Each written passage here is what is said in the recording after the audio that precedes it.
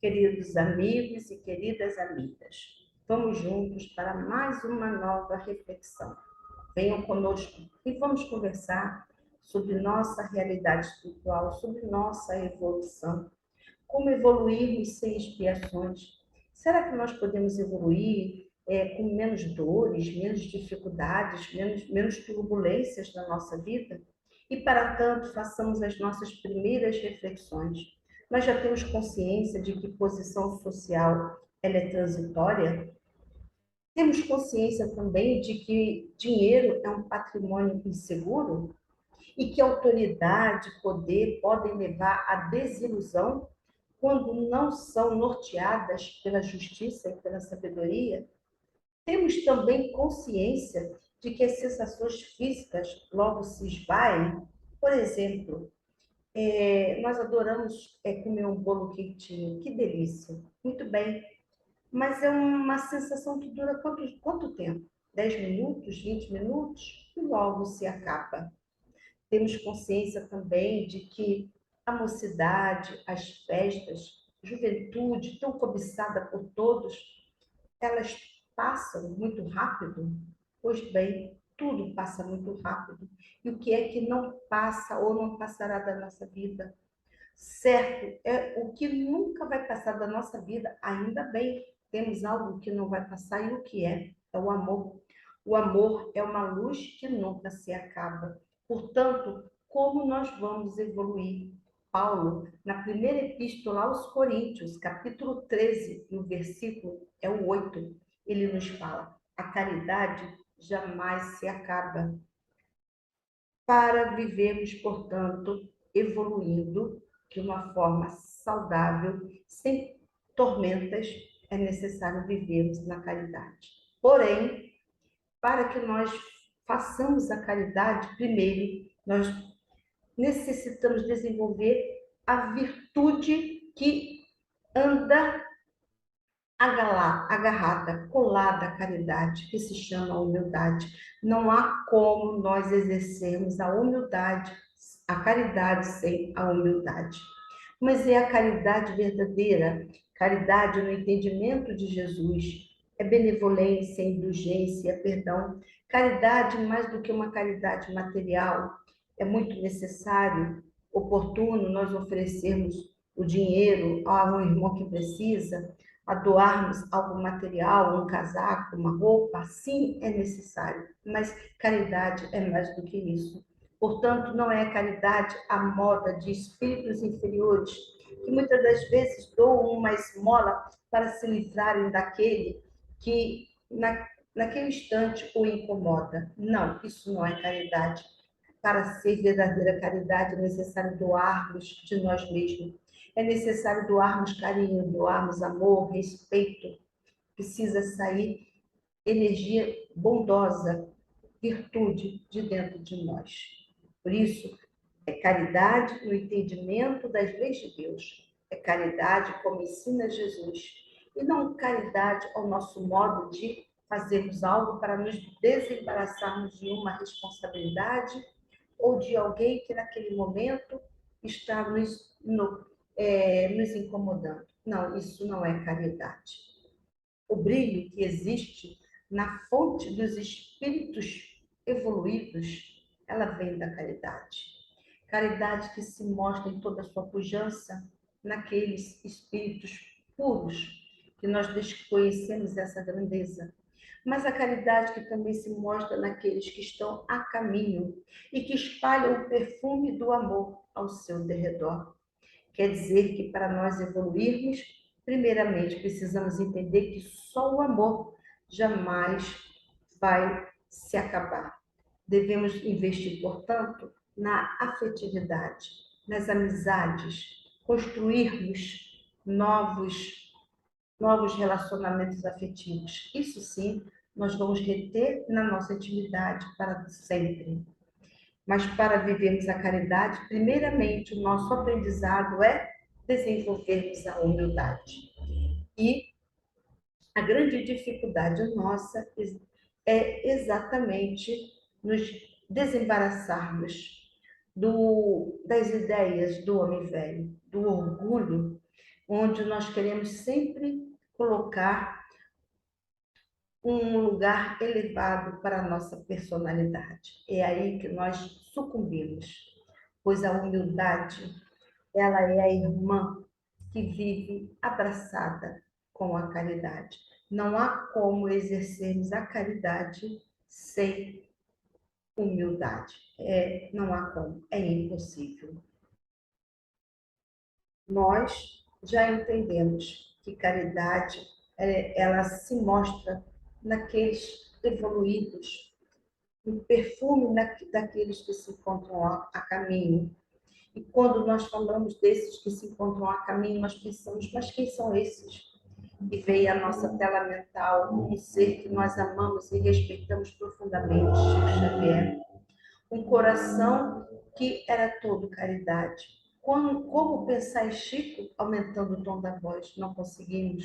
Como pensar em Chico brigando com alguém? Também não conseguimos. Como pensar em Chico desprezando um coração? Não há como. Pois é, Chico é o exemplo para nós desse irmão caridoso que só irradiava carinho, amor para todos. Nós precisamos evoluir. E não precisamos evoluir através de tormentas, de dores severas. Nossa caminhada, ela pode ser mais saudável, ela pode ser mais serena, mas que aprendamos a cada dia, olharmos para dentro de nós, desenvolvermos humildade para vivermos a caridade. Porque é a caridade que vai nos favorecer para que sutilizemos nossas energias e assim nos candidatarmos a moradas mais evoluídas. Fazemos com que o nosso organismo espiritual, o nosso perispírito, se sutilize e assim estarmos em condições, com vestes para habitarmos uma morada mais evoluída, porque é certo que à medida que o ser evolui, ele galga mundos mais evoluídos, onde as matérias desse mundo elas são menos densas. E nós já sabemos, aprendemos que cada mundo ele é constituído, né, de matérias distintas e o corpo físico que o espírito vai habitar nesta morada, ele vai ser formado da matéria peculiar a este mundo. Daí, de encarnação a encarnação, é óbvio que o espírito evoluindo, sutilizando suas energias, vibrando cada vez de uma forma mais elevada, o que vai acontecer? Sutiliza as energias do perispírito, que automaticamente serão a matriz de um corpo com matéria, logicamente, mais sutil também. E assim, cada vez mais evoluindo, em mundos cada vez mais evoluídos, vai chegar um ponto em que o espírito estará num mundo de matérias tão sutis, que o seu corpo físico vai se identificar com o próprio perispírito. E assim o que vai acontecer? O espírito continua a sua evolução, o perispírito continua o seu processo de depuração, até a depuração completa, estado de espírito puro. Mas aí já não vai mais haver o corpo material. Que lutemos para essa nossa grande meta, evoluirmos cada vez mais, sutilizando nossas energias. Do ponto de vista material, portanto, qual o limite para as encarnações de provas? E elas se limitam aos espíritos inferiores, que estagiam mundos ainda inferiores, onde eles precisam provar, através de ações materiais, os desígnios que estão, os desígnios de Deus, que Deus assim colocou, desenvolvendo inteligência e moral. Nós necessitamos ainda das experiências materiais para desenvolvermos inteligência, para desenvolvermos virtudes e para testemunharmos os aprendizados que estão nos desígnios do Pai Criador. fundamental, essencial nos liberarmos das vicissitudes, pois são as vicissitudes que nos levam aos erros, às quedas, aos enganos. E a nossa meta, ela é o progresso moral. E quando nós já sabemos o que é o correto e mesmo assim continuamos a errar, eis aí as expiações, eis aí os momentos de dores, mas nós não precisamos passar por elas. Nós já entendemos qual é o caminho. Nossa consciência, ela sinaliza. Então, que aprendamos pela humildade, sermos mais submissos, obedientes às leis amorosas do Pai. E aí, que consigamos evoluir, sim, com menos dores, com menos dificuldades. Não vamos ficar gerando embaraços para nós desnecessariamente. Já bastam os erros do pretérito que nós cometemos ainda nesta experiência encarnatória e naquelas outras lá do passado. Façamos agora melhores escolhas para que o nosso futuro ele venha a ser mais afortunado. Daí a proposta de nosso Senhor Jesus, que está no Evangelho de Mateus, capítulo 6, versículo 19, quando Jesus então nos adverte: não acumuleis tesouros na terra, onde as traças e a ferrugem consomem. Acumulei e os ladrões minam e roubam. Ensinamento de nosso Senhor Jesus: não acumuleis tesouros na terra, onde as traças e a ferrugem consomem e onde os ladrões minam e roubam. Não, Jesus, não é para acumular tesouros na terra, não, não é. E onde nós vamos acumular os tesouros? Acumulemos os tesouros em nosso coração. Edifiquemos o reino de Deus na nossa intimidade. Guardemos os verdadeiros tesouros dentro de nós, porque serão eles que jamais nós vamos perder. Os tesouros do mundo material, nós já falamos, eles vão ficar. As sensações materiais, elas vão ficar. Mas só o amor, ele vai permanecer como luz que nunca se acaba. Portanto, como nós vamos evoluir sem expiações, sem tantas dores severas pelo mau uso do nosso livre-arbítrio, conhecendo já a verdade, mas desprezando-a, malbarateando-a. E Emmanuel, no livro da Esperança, na lição 42, ele nos traz um ensinamento fantástico. Ele nos fala: Deus nos permite possuir para que aprendamos a auxiliar. Compreendamos que as coisas que Deus nos permite ter nesse momento, elas devem ser aplicadas a benefício do próximo. E não estamos aqui nos referindo apenas a coisas materiais, não é o dinheiro apenas, não são os recursos materiais, mais do que isso, talentos que nós venhamos a ter, a inteligência, o corpo saudável, tudo deve ser aplicado a benefício do próximo. Os conhecimentos adquiridos não devem ser guardados na nossa intimidade. De que adianta? De que adianta a enxada que não é usada no bem? Ela enferruja? Portanto, todo conhecimento ele deve ser levado ao outro para ajudá-lo também no seu esclarecimento. E como todos os tesouros e todos os talentos, empréstimos do Criador, tudo nós devemos usar a benefício do próximo. Emmanuel, Livro da Esperança, lição 42. Deus nos permite possuir para que aprendamos a auxiliar. Porque Deus nos criou para servir. Mas servir a quem? Servir ao próximo. E quem é o nosso próximo? Qualquer pessoa que chegar até nós. Seja do ambiente familiar, aqueles mais próximos, seja os familiares mais longínquos, sejam os corações que nós vamos ter contato na sociedade, nos grupos sociais, quaisquer pessoas. Deus nos criou para servir, para servirmos a todas as pessoas e também para servirmos ao planeta em que, por ora, nós estagiamos. Certo é que com a morte tudo ficará.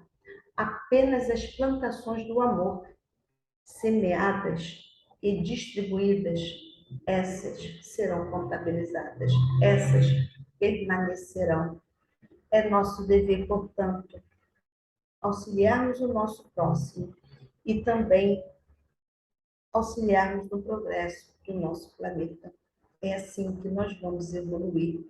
Não há como nós evoluirmos sem ajudarmos ao próximo. Da mesma forma que nós chegamos ao momento em que nós nos encontramos e com certeza estamos sendo auxiliados e já fomos muito auxiliados, é nosso dever estender a outra mão para aqueles que estão a caminho e que estão ainda na retaguarda e que precisam de nosso socorro.